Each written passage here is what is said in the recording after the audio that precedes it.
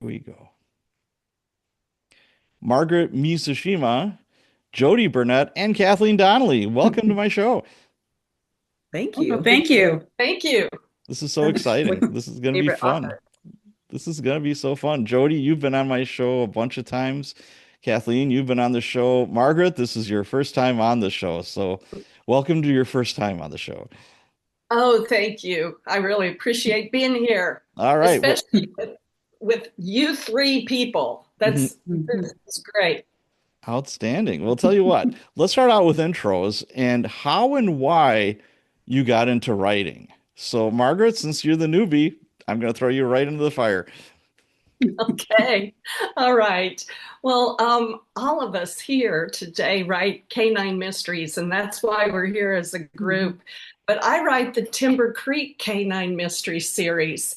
And right now we've got 9 books out, the last one being Gathering Mist, which is behind me here. And the new one comes out October 14th, and it's called Dying Cry, in which I use a method that I heard Patrick O'Donnell present at a meeting one time. So I'm really excited about She's that one using coming verbal out. judo all over the place. This is working for you. That's it. That's the technique So, so for Margaret, judo. how and why did you get into writing? How did all this start and why? Well, when I was working, I always wanted to write a book, but it was going to be nonfiction. I was going to call it intuitive communication, and I was going to combine a personality typing system with communication techniques, hopefully targeting an audience for team building in business.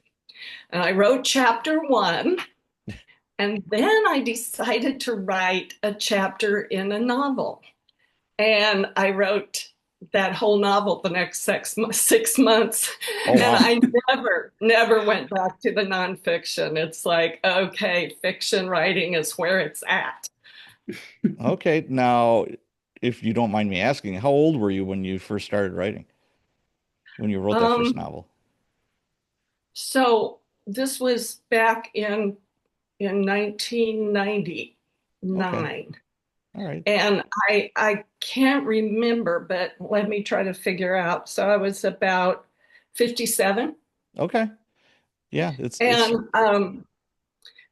I never did get that manuscript published. is it in I a was drawer somewhere? Well, it's on a floppy disk, I think. That was a really I love it. that one got written on. I think you should what was the premise? Was it a canine thing or was it No, it was paranormal romance. hey, I I would would bring that call, out and see if you could sell it because that's pretty hot right now. yeah, yeah. It was, do you remember a movie called What Dreams May Come, where Robin Williams was the protagonist and he dies and he goes to heaven to try to search for his dead wife? Hmm. Or maybe he has a dream and he goes to heaven to search for his dead wife. It was a long time ago that I Yeah. saw that movie, but it was similar. It was a similar premise where a husband dies and the wife, the book follows the wife's life after it, and then it has chapters that follow the husband in the afterlife. Oh, So it okay. was I similar, like but it. that's what inspired it. Well, you know what? How this is my 2 cents worth. Unearth it, dig it out of your floppy, and rewrite it under a pen name and see how it does. What's the worst thing that could happen? Can you That's get true. something off a I floppy just disk? have to have the time to do it, right? Right. What, Well, there's Jody? that. Yes. I said, can you get something off a floppy disk anymore? I don't I know. don't have the equipment to do that. I'm I think So, they do sell. I mean, they sell something for everything. You know, I still yeah, have my to old convert. floppies from work. You know, it's like, Hmm. okay, blank pursuit Yeah. report. You know, I'd have the template on Microsoft Word. Then, like use of force report, forced entry. I had every report that I was supposed to write. And people are looking at me like I was so high speed. And I'm just like, these are floppy disks, but whatever. But when I started, we were writing handwriting reports with carbon paper, so floppy was pretty high speed back then. Yes, yes. Well, that's about when I started writing too. It was actually my first laptop that I ever bought, and I bought it used from a Colorado State University student that wanted to Oh, upgrade. wow. So that's how I got started writing. Well, there you go. All right, Jody, you're next. All right, you want to know how I got started writing? Well, Well, I've told just a general intro, and yeah, then how and why you got into writing. right. Well, I've told this story a lot on your podcast before, but I'll try to switch it up a little bit. I'm a mother of four, and so I spent most of my young adulthood wrangling those guys, and then I had strange experiences too, or fun experiences. I was a equine assisted therapist for a while, and I did youth ministry, and we owned a fruit smoothie shop where we worked with teens, and so I have a Wait, lot I of didn't know teen. you owned it. Wait. I didn't know you guys owned a fruit smoothie I shop. didn't know that either. How Yeah, we long did did you, that for how long were you doing that for? just 5 years for the lease to run out, and then we were out. It was a ton of work. I worked for 5 years and never got paid anything. And we paid our kids and the taxes Oh and the my rent gosh. and, bought Oh, it I was could. Next time I see Chris, I'm gonna have to, I need her husband. Chris and I are friends. It's like I'd love to see him in a cute little uniform serving up I'll smoothies. send you a picture. That would be awesome. And it was kind of awful, but running the business, but the kids that worked for us were just outstanding. Mm. We have two marriages came from our little group Aw, of Wow. yeah, they were just great. So that they could were be a the cozy. yeah, it could. We totally could. Yeah.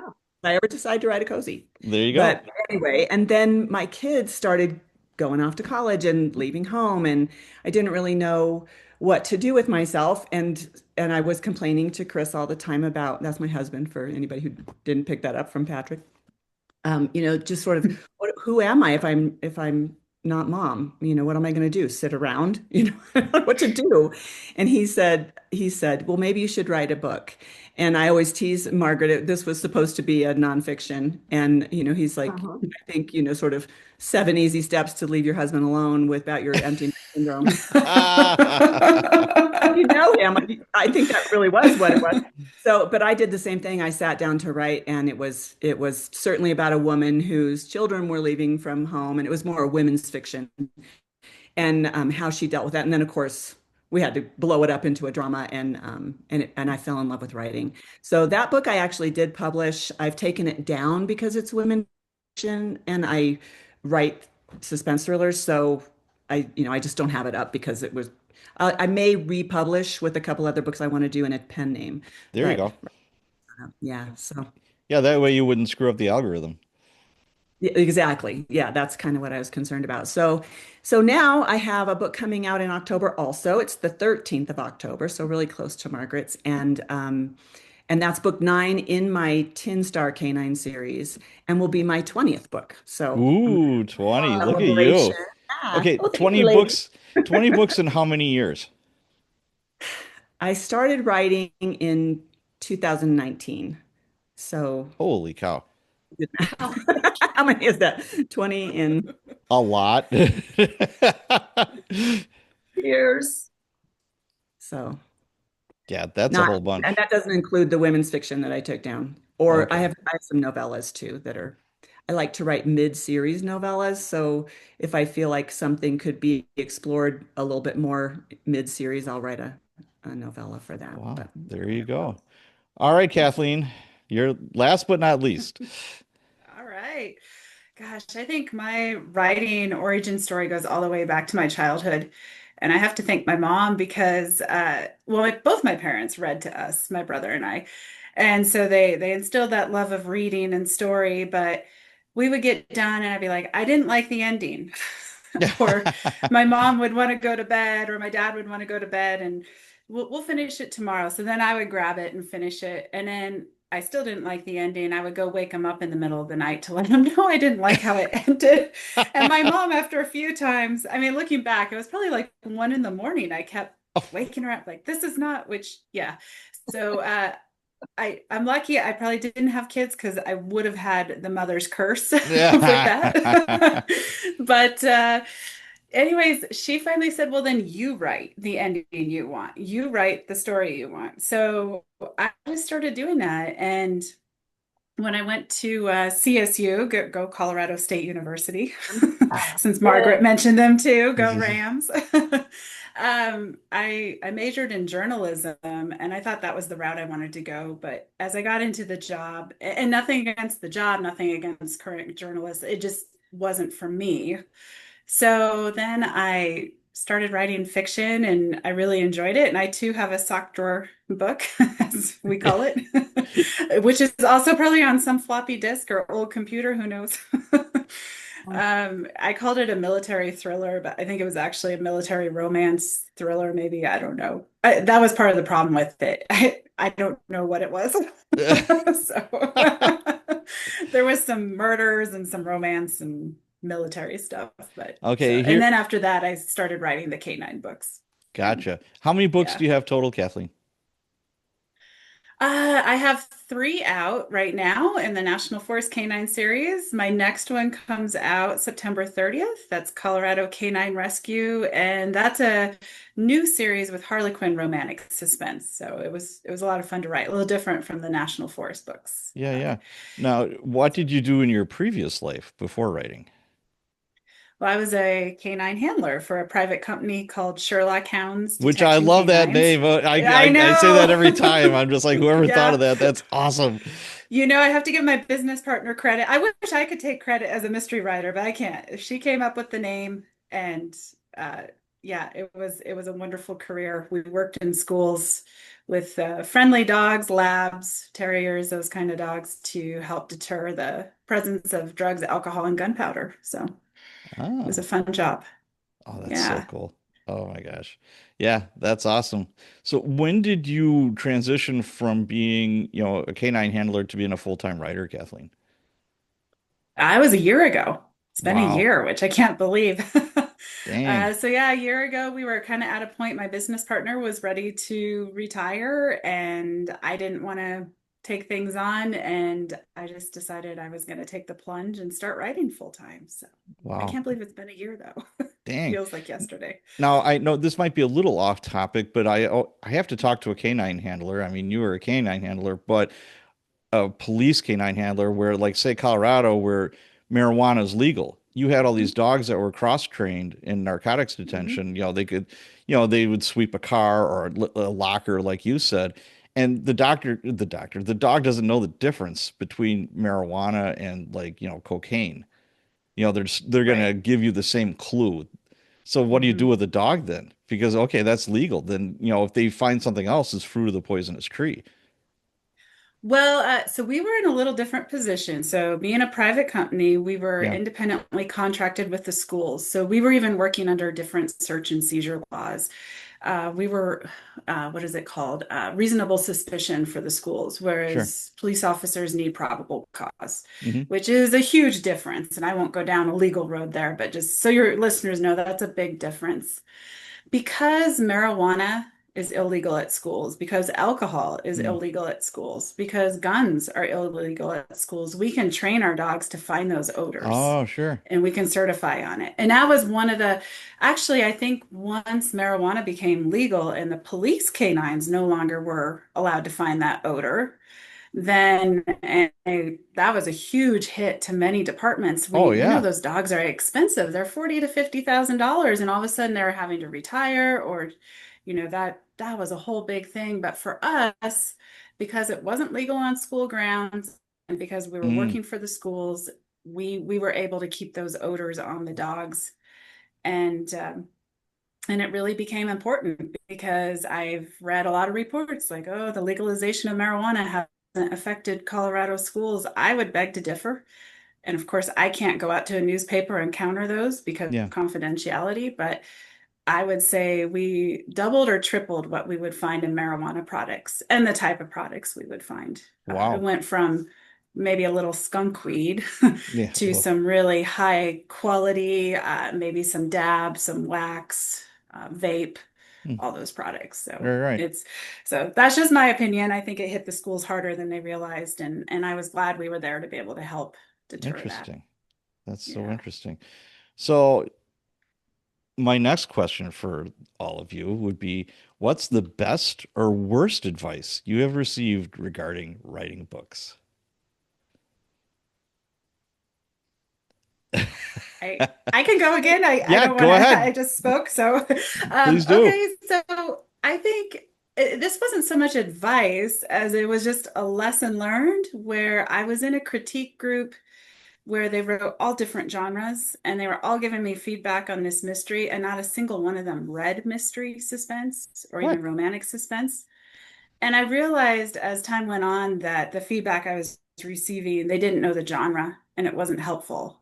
Just like I didn't know their genre and I couldn't Right. give them good feedback on, science fiction or something like that. So I quickly realized that you just need to find your own group.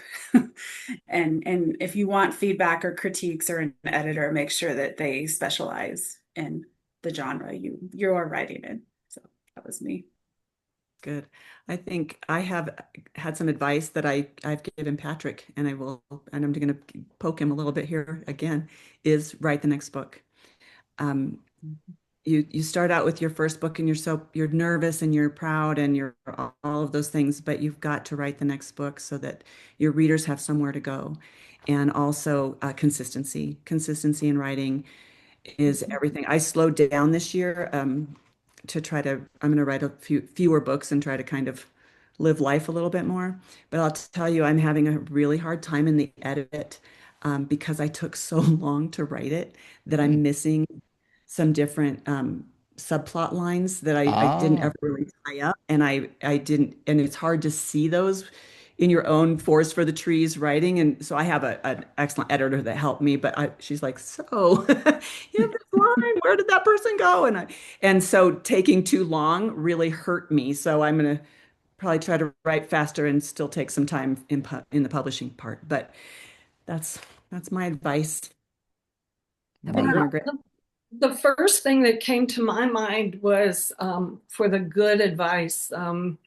Jodi and Kathleen will know Mark Stevens. He's a well-known Colorado writer that has has done it all. And back in 2015, when my first book was coming out, I asked him to endorse the book, and he very graciously did that for me. And then at Colorado Gold Conference, we ran into each other, and he said, Margaret, he said, this writing career is a long journey. It's sometimes going to go real fast, sometimes it's going to go so slow, and sometimes you're going to go backwards. And just try to enjoy every step. And so that came to my mind as soon as you asked your question. And then for worst advice, it's exactly Kathleen's story. I was in a multi-genre critique group. My second book, published by Crooked Lane Books, the editor had asked for a synopsis before I got started. And I had written chapter one pretty specifically, what I was going to do in chapter one. Well, I got terrible critique from my group, didn't like it at all. I changed it. And when I submitted it to my editor at the end, at the deadline, after the whole thing was written, she said, what happened to chapter one? I really liked chapter one. Why did you change it? So you have to, I guess the lesson I learned is you just have to follow your gut. And if you come up with a unique plot twist that you feel very serious about and that you really like it, put it in. Your readers will give you feedback, and if you're working with an editor, like I think all three of us are, they'll give you feedback, but put it in. And I ended up switching to beta readers, and they're all people that either have, well, Kathleen's one of them. They either have canine handling or writing in their background. And Kathleen has both, 2 for 1 from her. So I switched to beta readers at that point, and it really helped to just do that, write fast, like Jodi said, and then get your revisions done, hand it to a beta reader, and they'll help you catch the plot holes. Yeah, I think the one thing that I'll add to that is if you have somebody critiquing the book, be careful of who they are. They might Yeah. have all kinds of, like letters after their, name or whatever. And, my wife is like, how many books did that guy write? I'm like, one. How did it do? He didn't Yeah. sell any. Yeah, and now he's giving you this hardcore advice, and he Yeah. hasn't walked in your shoes, Yeah. or she hasn't walked in Yeah. your shoes. And just keep that in mind. Like what you were Yeah. saying before, it's like, yeah, this person could be roasting you, and maybe technically it's not 100% spot on, but if they love the story, they love the story. And some of Yeah. these people have no Yeah. imagination whatsoever. I mean, it's really scary. They can't put it together. So, it's like, yeah, just don't beat yourself up too much. I mean, I guess the ultimate critic is somebody who's a complete stranger that's willing to shell out 5, 6, 7, 8, 20 bucks for your book and be kind enough to like leave a review. Yeah. It's like, or go out of their way to send you an email saying, hey, this really was, this hit me X, Y, and Z, blah, blah, blah. That's the ultimate critic, I think. Yeah. Sort of Yeah, curate definitely. my beta readers. So I have they're mostly retired, which is nice because they have time to read quickly. But retired editors are helpful for that piece. But I have a retired marshal, and I write U.S. Perfect. Marshals. That's crucial for me because I don't want to get it wrong, and Hmm. he can let me know, or that kind of thing. And so the your content, you can really sort of curate around that, and it's super helpful. So some people Yeah. just love to read, and that's good too, but that's more of an ARC reader or an advanced Yeah. copy reader. Yeah. Yep. Yeah. I was going to add to go to conferences, go to genre specific conferences and join things like Sisters in Crime, and because that's how you get to know people. I met Margaret at the conference, although I knew her husband for a long time before that. He was our horse vet, but that's another story. But I think it's really important when you find beta readers, like Margaret reads my books as well, and she's an experienced author, and it's just important to sort through. And Jodi, you're right on. There's the beta reader and there's an ARC reader. So Yeah, Yeah. absolutely. So, we already talked about your first books that are in sock drawers or floppy disks or whatever. Either one of those books or your first book, that, like in your current trajectory, what was something that you learned like from the first one? Or was there something that was kind of like a light bulb moment for you? Well, I can go. I had pitched, my agent and I had pitched my book at Colorado Gold to Matthew Martz of Crooked Lane Books, who at that time was an acquiring editor. He was the only acquiring editor because Crooked Lane was a startup company, and he and Dan Wise had left St. Martin's Press and started this company. Um, and and he was interested in seeing it, and then he went ahead and handed it to his assistant to read it, and then she wrote to me and said, we really like your characters, we love your setting, we love your writing, but we don't like your plot. Mm. So that book is titled Killing Trail, and it's the first book in the Timber Creek K9 mystery series.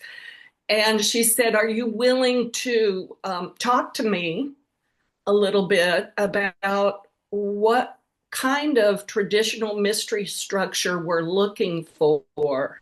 Because we think you'll find your readers best if you just use Mm. traditional structure. I had used the writer's journey, and I had like an 11 part mystery structure that yeah, maybe it wasn't working because my poor agent tried to sell that book for 3 years and couldn't get it sold. So this was part of the problem, right? So it took me, we talked, and she offered me a revise and resubmit, and it took me 3 months, but I put it into the structure they wanted. And within 2 weeks, they had offered, they contacted my agent and offered a 2 book contract. So it Nice. was in the form that they wanted it. So simple 3 act structure, traditional mystery. That's what they wanted. And that's what I learned in writing that first book. Okay, how about Jody or Kathleen? Well, both Kathleen and Margaret are traditionally published, and I'm an indie author. I'm independently published. And when Margaret said she had to wait 3 years, that's exactly why, because I have no patience at all for that kind of thing. I tried to shop my first book out there, and it was like you kept getting back, send the, what's it called when they ask you? I've forgotten when they Oh, ask you. the manuscript? When they ask you for a manuscript, they ask you for, it's a specific phrase that I can't A come up with. synopsis in three chapters? I don't know. I'm Or Or like a sorry. just reading the pitch? full. Yeah, they ask you for the full, and so you send it Yeah. in, and then you wait another 100 years. It feels like because I and Or you don't I get a response. or you get no response, and you have any idea if it's going to be a response that's late or if you're just not going to get one and all that. So I lost patience with that and learned indie publishing. So the biggest lesson for me was that being an author is also running a small business. And so there's the whole business side of writing, which I'm an entrepreneur at heart. So that for me was a great fit. I really enjoyed that part. For people who it's not, I don't recommend going that route because it is absolutely, you're running the business side of the, of your publishing. So, but that was it for me, was the learning that piece. Mhm. I love it.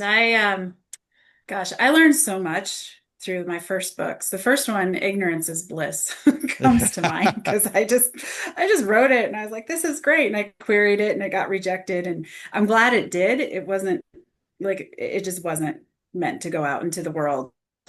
Maybe there's some ideas from it that someday down the road it will. Although I had one agent who wrote back and said, you have some talent, you just need to learn more about structure. And that was one of the best emails I ever received.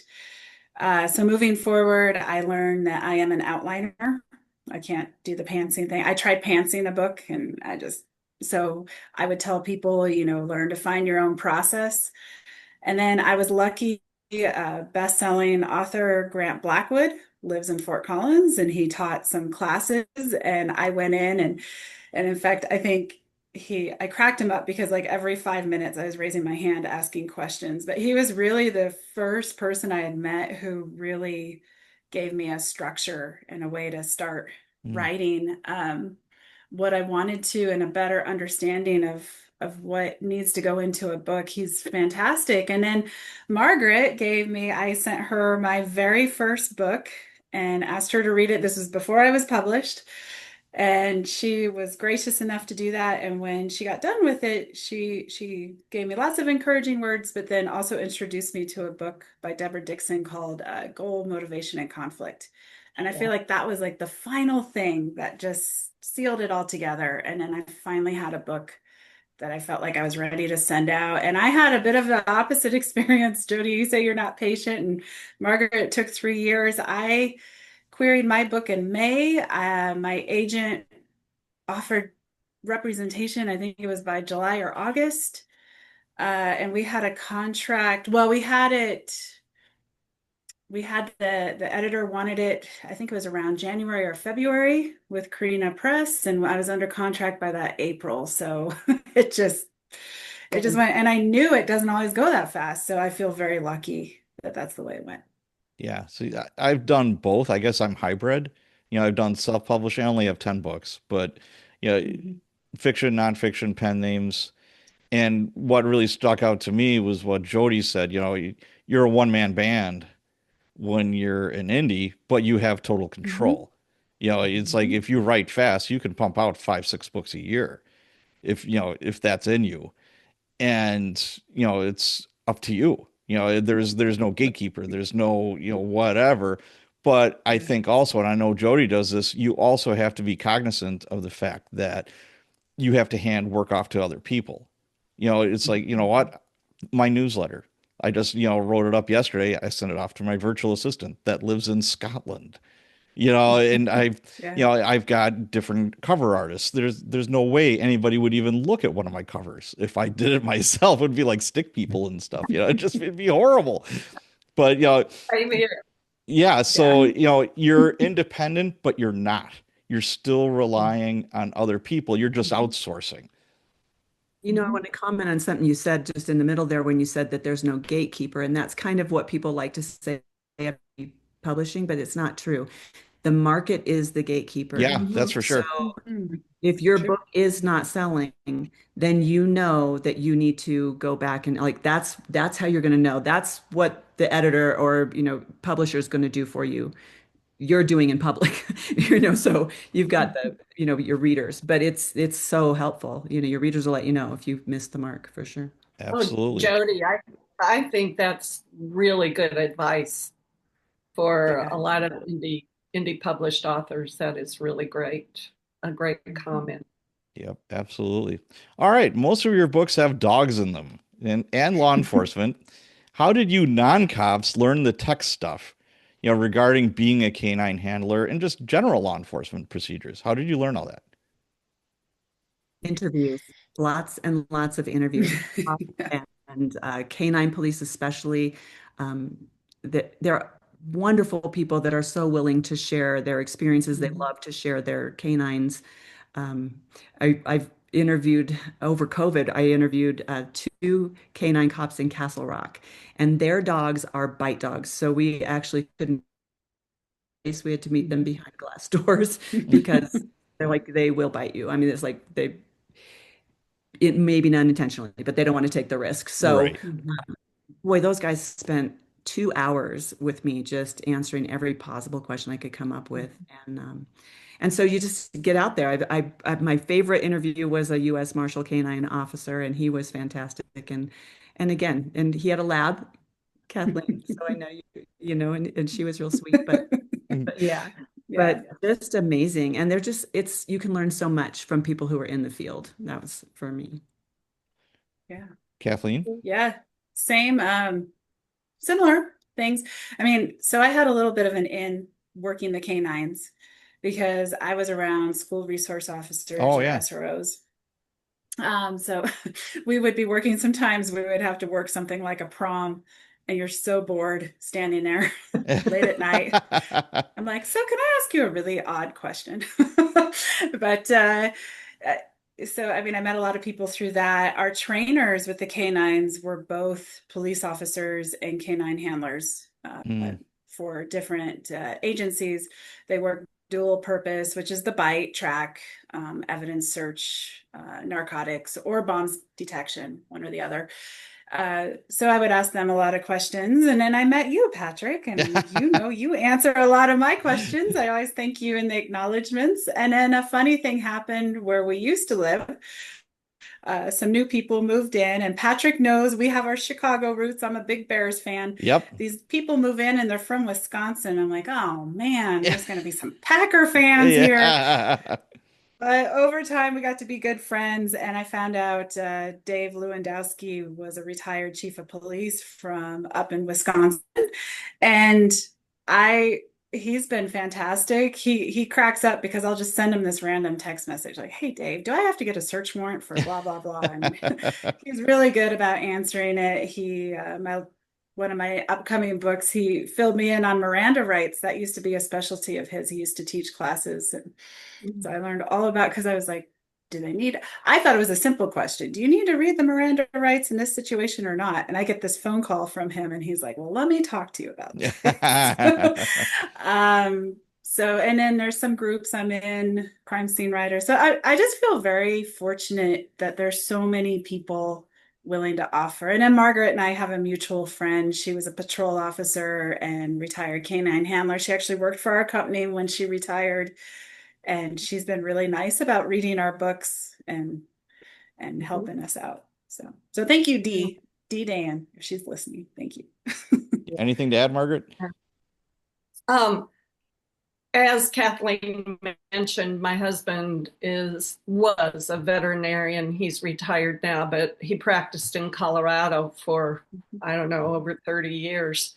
Um, One of his clients had a kennel where he trained patrol and protection dogs. Mm. And he invited me over to shadow him and participate in one of the training sessions where I got to talk to, there were probably four new canine handlers that came. It was a training session following up on dogs that he had sold to their jurisdictions.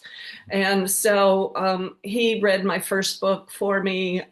He was just so helpful in answering lots of questions.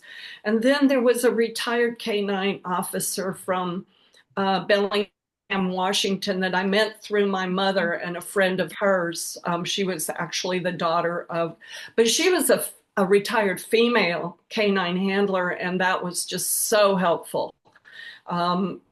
Again, shadowed her while she was doing some training on tracking and evidence finding with some German shepherds. It was wonderful, and she would tell me stories about her late partner, Robo. And so he had this huge skill set. He would often win at the trials that police officers have, where they compete against each other to show off the skill sets of their dogs. He would often be top dog. And so I thought that's what I want, is this wonder dog type German Shepherd that's very social and socialized well and can be a community partner, because those dogs do exist. Yeah, that was, and I asked her if I could use Robo's name, and that's how my character Robo was born. Aw, that's awesome. Yeah, I'll add one more thing. Citizen academies seem to work out pretty good for people. Oh, yeah. You know, if you want, because the people that are presenting at these citizen academies want to talk. They're very approachable. You know, they're the warm fuzzies, and that's a good in. I highly recommend that. So thanks, Patrick. I forgot that. Yeah, no problem. So why canine handlers? Why not some other part of law enforcement for your books? Well, my first character that I really wanted in my book is my other protagonist, and that's Cole Walker, and he's a veterinarian. And because I'd been married over 40 years to my vet husband, I knew that life, and I never worked in his clinic as his assistant, but I was his fallback assistant on weekends and after hours. And so I had observed so many procedures, and every time Charlie would go to a barn or somewhere to work, people would flock to come watch him work. Sure. He always said, if I had a nickel for everybody that wanted to watch me work, I'd be retired already. So I thought, well, I think people will want to watch a character in a book work. So Cole Walker came to mind first, and then it only made sense to me after I met Joe Klingon, who was the client of his, that I have a female canine handler. Cole is Robo's vet, and he's also my protagonist, Maddie's love interest. And so, I was inspired by other mystery writers that have two protagonists that work together to solve crimes. The great Margaret Cole and the great J.A. Jantz are two of the authors that inspired me to go ahead and put together two protagonists. How about Jodi or Kathleen? You got any thoughts of non-canine handler books? Well, I have 4 series, and 2 of them are canine. Okay. And 2 of them are not. And so my very first series, I just started off, it's 3 brothers who live on or come from a ranch in Montana, and they have crimes happening in their small town that involve them. And that's how I sort of got started with crime. Mm. And then the third brother in the series, so the third book in that series, he's an FBI agent. And so then in his book, he gets lost in Idaho and he's in a blizzard in Idaho. And so they bring in an FBI canine agent.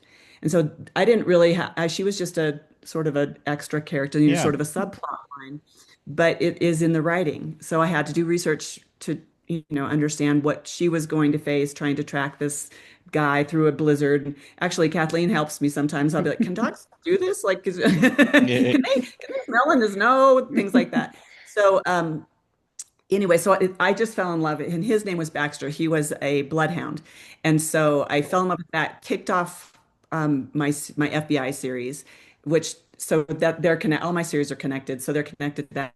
And my FBI series, the fourth book in that series, the guy is the brother of my main protagonist in my Tin Star series. And so that's the US Marshals. So Mm. she becomes a US Marshal in that series. And in that series, it's one protagonist and one dog all the way through. So this is the ninth book coming out in that series. But a spin-off from that series is my US Marshal thriller series. And the only dog that ever shows up is the one that, that they know from my other series, but mostly it's not canine. So for me, I just really enjoy both. I enjoy the crime. I enjoy writing with dogs. It's a lot of fun sometimes, and I don't know if you ladies have felt this, sometimes it can be constraining, which is kind of why I spun away because with these, amazing dogs, for a thriller, you have to have your protagonist pretty much has to have their life in danger. So you have this Yeah. great dog. That dog is preventing you from putting your your Yeah. character in danger. So you have to lock them up or make them sick or injured or all these things to get the dog far enough away that your character could get in trouble. And so at one point I'm like, I just need to write the crime without the dog. And so that, I go back because I love the dogs. So that was it for me. I do both. What sells That's best? With the oh dogs my or without? with the dogs. My best-selling series is the Tin Star.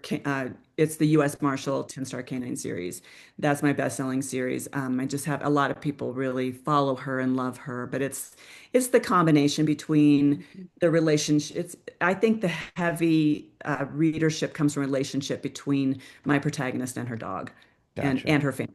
But yeah, it's more the character and relationship part, I How think. about you, Kathleen? Yeah. Well, I think being a canine handler, Yeah. I saw how dogs solve mysteries for us. Mine are on a lower level. We're going into schools where, although we found some interesting things that could certainly go in a book. We found a car once with marijuana and a sawed-off shotgun. So it Okay. was you just never know. Um, but I thought they really help us out. My dogs are the single purpose, so they're just certified for narcotics and those things. The dual purpose dogs really fascinated me. I obviously didn't work one of those because I'm not a law enforcement officer. Right. And I found out that the Forest Service has a canine unit and a law enforcement unit. And that really fascinated me living so close to the national forests. My dad worked for the Forest Service as a researcher, and you really can. You can go out and go for miles and never see another person. And it's Wow. both terrifying and fantastic at the same Yes, time. absolutely. And so those dogs really become the officers' backups when they're Wow. out there. And I found that fascinating. And I thought, oh, there's so many scenarios. I get what Jodi's saying, because obviously, and you would know this, Patrick, to deploy a dog, you have to be in a pretty serious situation. You're not going to just pull someone over on a traffic stop and be like, hey, you were speeding. Now my dog's going to bite you. Yeah, It's not right. going to Exactly. happen. Yeah. So we're talking a pretty The optics serious would be bad. situation. Yeah, that would not Yeah, be yeah. okay. Wouldn't go over well. So when you're writing the book, you have to really think about, is this an actual scenario where a dog could be deployed? Or how do I ratchet it up into something where the dog can be Okay. deployed? So it is fascinating. And in fact, in Colorado Rescue, rather than a true law enforcement working dog, I found out the FBI has crisis canines, and they're essentially therapy dogs. Sure. And I just loved that. And I thought, well, I'm going to take a question I'm often asked, which is what happens when a dog doesn't make the cut in training and kind of flunks out or needs a career change, however you want to phrase it. And I thought, so I'm going to have this dog flunk out of the FBI bomb squad and become a crisis canine. But then he had Oh, a little bit of training that I could use when I needed it. okay, very good. So, yeah. That's awesome. So, I mean, why do you guys think, why are dogs so damn popular in movies and books? Because, it just immediately catches the eye. It's like it I guess there's just a lot of dog lovers out there. I don't know. Mhm. Yeah. Yeah. I think you nailed it. I mean, my husband and I were just up in Winter Park, Colorado for a friend's wedding, and every business had a dog water ball, dog Yeah. treats. They allowed the dogs out on the restaurant patios. Everyone had a dog. I mean, I thought, poor Boomer, I left him at home. I could have brought him along. He would have been, we would have been perfect. And there's a lot of towns in Colorado like that. And I think you just have a lot of dog lovers out there, not just Colorado. I mean, obviously throughout Yeah. everywhere, but it's just, that's my take on it. Okay. Um, I think they're dog lovers.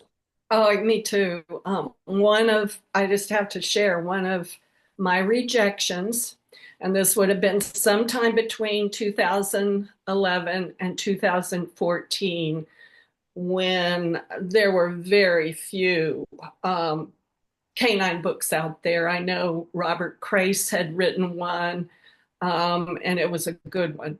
And I think Alex Cava maybe published about the same time I did. But anyway, I got a rejection from an editor who said adults don't want to read dog books. Oh, wow. Wrong. Don't they regret that? Yeah, yeah. I have a feeling she might regret that now. Dang. It's just proliferated. You go on to Amazon and you will find tons of canine books. And I feel like it's wonderful for the genre because, people get hooked on a canine book and they start looking for another author. And it's been great. It's I know great to spread it around. a lot of my readers read both of your books too. Mine too. Vice A lot of versa. readers. Same here. That's, Yeah, and that's fantastic. They love to it is. Yeah. email. They'll email me and talk about you guys, and I'm like, oh yes, I do. I know them. So, Yeah. what's the demographics for your readers? Do you know them? I would assume you do. Yeah. Yeah. I mean, Well, it's primarily, yeah, we know. No, well, that's it. most of my Who are readers- they? My readers are probably, maybe 40 and older, I would say, primarily. But I have both male and female readers. Mhm. I thought that most of my readers would be women, and I am amazed at the men who seem to enjoy the books a lot. And they Yeah. write to me, and it's great.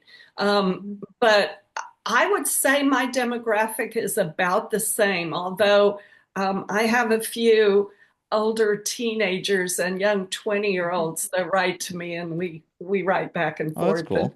And I have one Cool. reader that's so cool because she always puts her she puts all of her reactions on Instagram with the cover, and she's just a great promoter for my books.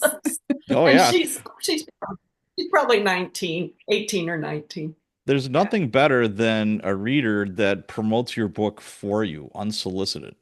I mean, that's so awesome. Oh my God. Yeah. It is. That's It gold. is. I just absolutely love that. So what's your best marketing advice you can give to sell more books? It's what, August 28th, 2025.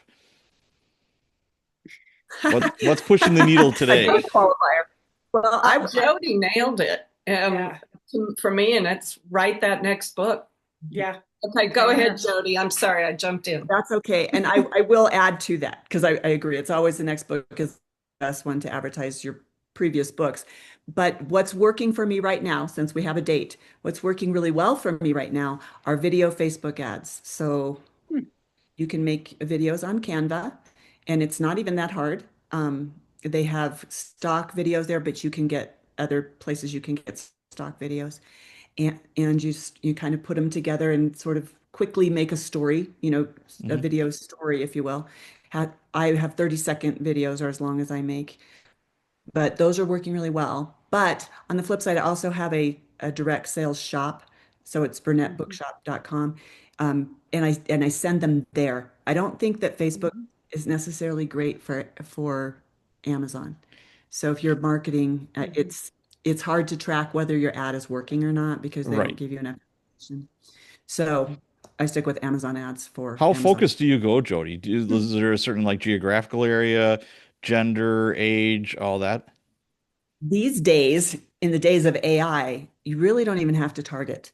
And Facebook is targeting for you, and they Oh, do a better job than you do. So the new advice is don't even bother to target, which is interesting. Hmm. weird for all of us, Interesting. but yeah. Yes. Um, Oh, Okay. interesting. I was going to ask Fascinating. you, ads, Facebook, Amazon, others. Now, Kathleen and Margaret, you probably don't run many ads because, you're traditional. Jody, on the other hand, do you have somebody doing them for you, or do you spend the time trying to learn all that stuff? I do my own. You Yeah, do. that's Okay. part of that control piece that you were talking Okay. about earlier. Yeah. Yeah. Yeah, so you can have your yeah.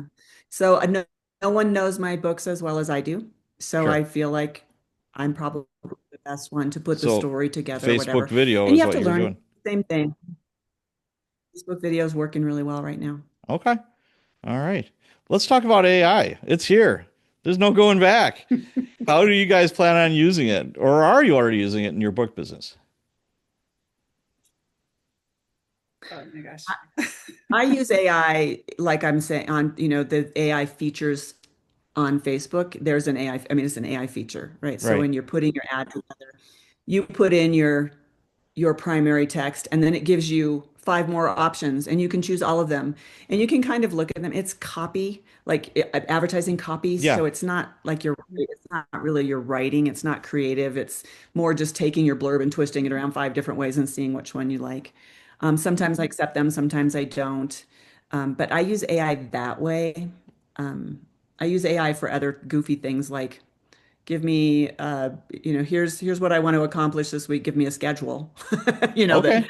can that kind of Oh, thing. interesting. i Right. do Yeah. not use I do not use AI for writing. I find that I don't like it. I don't like anything about the way that it comes out with text, and I'm a leery of creating with AI because I think it actually hampers your own ability to create. So Mhm. but this is just me. So everyone who's listening, everybody has to make their own choices about AI. I just Right. don't. I just, How about you, Kathleen? Yeah, I'm not Yeah. using it. But I have been inundated with people who send emails to me on my website, Yes. and they are obviously AI created Oh, yeah. letters Yep. asking Mhm. me to buy their promotional Right. services. And Right. I'll just warn any listeners out there that's going to get deleted immediately. Mhm. I'm not answering those. You can tell that they're, and Right. I'm sorry, Kathleen, go ahead with your Oh, answer. oh no, I think I'm really similar to what Margaret and Jody just said. I've used I got on Chat GPT just because I wanted to better understand it and play with it. And sometimes I've used it like, hey, it's the end of the day. I'm tired. I need to write something for Facebook. What ideas do you have? And it's fascinating to see what it comes up with. If I use anything, it always gets tweaked back into my own Right. deal. Mhm. So I think it can be helpful brainstorming. I think you have to be really careful with it. It'll never be used for any of my books for anything. That's always going to come from me. Um, but I did get on just because I felt like for a long time I felt like I stuck my head in the sand about it, and then I felt like I needed to better understand it. And what's really fascinating about those emails we're getting, Margaret, is when I was playing around with Chat GPT, I was like, "Hey, summarize my third book, Killer Secrets." I just wanted to see what it would come up with. Like, what is it pulling? Is it accurate? Is it? And the exact summary it came up with is in the emails we are getting. Those Ah, Interesting. scam or spam or whatever you want to call them. right. I'm like, oh, I've seen that before because I pulled that up myself. That Yeah. is Yeah. interesting. Okay. Yeah. Yeah. I'm So, getting you it from know, those too. They're bot emails or something. They're Right, just yeah, right. yeah, And it's yeah. nonsensical. A lot of them are, like, hey, I really like your blah blah blah, and I'll Mhm. just I'll sometimes I'll answer them and like, are you a bot? Are you AI? Then I don't hear anything back, and I'm like, okay, that answers that. I love that. But I use Pro Writing Aid. I'll use AI to brainstorm, like you said. If I write myself into a corner, it's like give me five alternatives to this ending. And most of the time Yeah. I Oh, won't cool. use any of those, but it wakes up a part of my like Hmm. Neanderthal brain Hmm. that is like, oh, okay, this might work, Yeah. so it's almost like having a friend across the desk from you, that Yeah. isn't the smartest, but and sometimes just makes stuff up. But it's just one more tool, I think, for the tool belt. yeah. It is. It is. And I think people just need to be careful because, Yes. again, the journalist in me is saying make sure if you're using it for any research, you're fact checking, or if you're using it for anything else, go out and just double check things. I saw a video on Facebook of a plane doing a really bizarre landing, and I'm not a pilot. Jody's husband would know that it was AI generated, but at first I was like, "Oh my God, how did that happen?" And then I saw in the comments, a pilot got on and said, "This has to be AI generated because Sure. that plane would have crashed." And I was like, That "Oh, happens. okay." So you just have to be careful. So Yeah, Yeah. absolutely. Yeah, it's yeah. it's a brave new world, kids, but you Mhm. got to learn how to deal with it. I do use it for something else just came to mind. Those video ads I'm telling you about. So some of the sections are video, some are static image Yeah, that you put in Canva Mhm. as a video. So if you need any suggestions, I can help you with that. But I have asked ChatGPT to create an image for me. You used to have to go through all this rigmarole to get images, and it was hard, and I didn't really get it. But now Mhm. you can just ask ChatGPT, and so I'll tell him what I think my characters look like, and then you can change it, change it, change it. And I have done that. So it's fun to do for images that you're just going to throw out there on an advertisement that's only yeah. going to last for so. I have done So the I do. same. Yeah, it's like it's in like a cartoon fashion or like noir. I'm like, okay, give me a dark city street with puddles, dimly lit, blah blah blah. And actually, it's not half bad, but count the fingers because for the longest time, AI was giving people like six fingers. Oh no. That was the I dead love it. giveaway. Funny. There's a big AI, it's for Claude. There's a big lawsuit out right now for authors who, not because they taught their AI with your book, which they did, but it's because Mhm. they bought the books or they didn't buy them. They acquired the books through a pirating Yes. Mhm. website. Yes. And so I don't know if you ladies are part of that. I Hmm. thought Yep. I'm watching it, but I'm kind of too lazy to get into the whole thing, but just honest. All But right. it's interesting to see that that's coming around. It is. It Yeah. is. Like I said, you know what? It's a brave new world. There's going to be all kinds of case law written in the next few years, and then it'll be rewritten. And AI is just exponentially getting better and better and better. And So fast. Mhm. I Yeah. think you either have to learn how to use it to your advantage. And, like you were saying before, Kathleen, you can't put your head in the sand anymore. It's here. It's like No. electricity or Hmm. the tractor or whatever, it's just the way it is. But it will Yeah. never replace a human being, I think, as far as Mhm. imagination and, skill as far as writing a book goes. There's I no think way. so. Yeah. But anyways, so we're winding down here. Let's do something fun. If one of your books make it to the big or little screen, who would you want playing your main character? I'm laughing because this is where I'm like, oh, I guess I am getting older because all the actors and actresses All I right, know dead or are like alive. too Okay, we could old. go dead They're or like too alive. old. Okay, well, so I would want someone who looked like Bryce Dallas Howard to play Maya, and I would love like a Justin Hartley type to play Josh in my books. And I Okay. haven't thought about my new book. I'll have to think about my new book. Yeah. Anyways. Tell you what, and I'll dovetail this for the three of you. When you're writing your books, do you have a certain person in mind when you're writing your main character? It's like, hey, that guy looks Mhm. like Sean Connery, or she's like Scarlett Mhm. Johansson. Do you guys do that? Mhm. Oh, Mhm. I Yeah. that's how Yeah. I created Maddie. I actually had to cut out a photograph. I made a vision board, old-fashioned vision board to write my first book. And keep in mind that this was around 2010. Mhm. And Maddie was actually inspired by Jessica Alba because Oh, Maddie okay. is Yeah. half Caucasian, half Hispanic. And Jessica Alba is so athletic and so Yep. beautiful. Yes, she is. And she was about Maddie's age at that time. And so here it is, 2025. Yeah.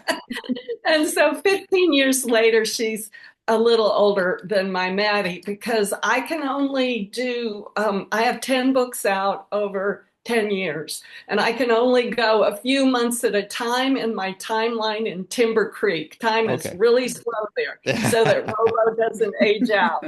The beauty. But yeah, but I don't know. I have no idea for Cole, to be honest, but Maddie was Jessica Alba. Cool. How about you, Jodi?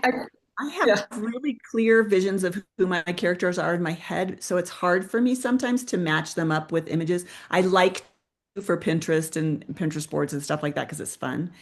But I have two male characters, a Chris Hemsworth character, he's Clay in the FBI series, and Scott Eastwood plays in my mind Colt in Oh. my Finstar. But for Caitlin, my main protagonist, I can't find a she doesn't exist as far as I know, the person that's in my head.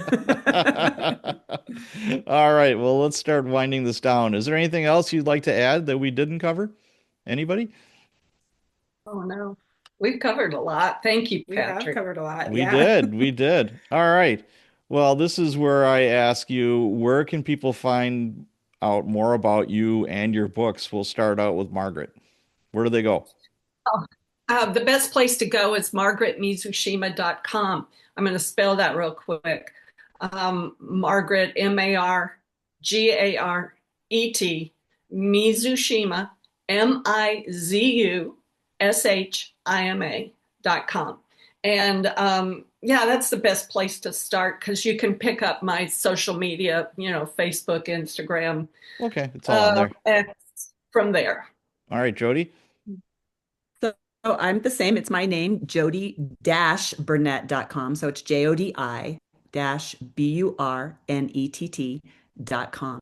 And I also have BurnettBookshop.com. Through either one of those, you can find me everywhere on Instagram, Facebook, and wherever. I'm also on X, but I don't really get on there very often. Okay. Kathleen. Yeah, so same thing, KathleenDonnelly.com.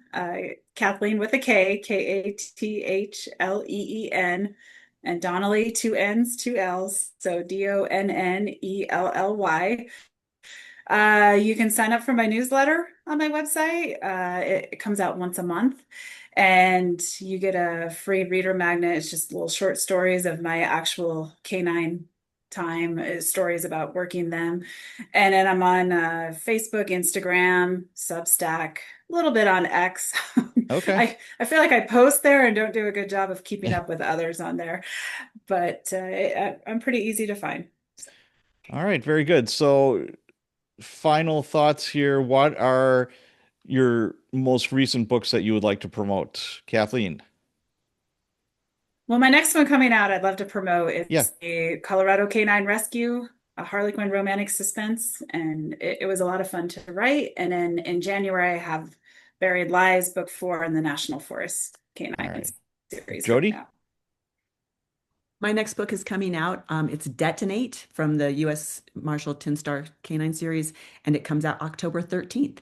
It's book 9, so I'd like to just say the whole series is great, and you can also get several free books on my website to test me out, see if you like me. All right, Margaret. Gathering Mist just came out in paperback yesterday. Now it's been out for almost a year in hardcover and ebook. But the next book, Dying Cry, is book 10. It comes out October 14th. It'll come out in hardcover, audiobook, ebook. Yeah, those versions. So Dying Cry is the next book. Outstanding. Well, this has been a great conversation. Thank you so much for being on the show. Thanks for having us. Thank you. Thank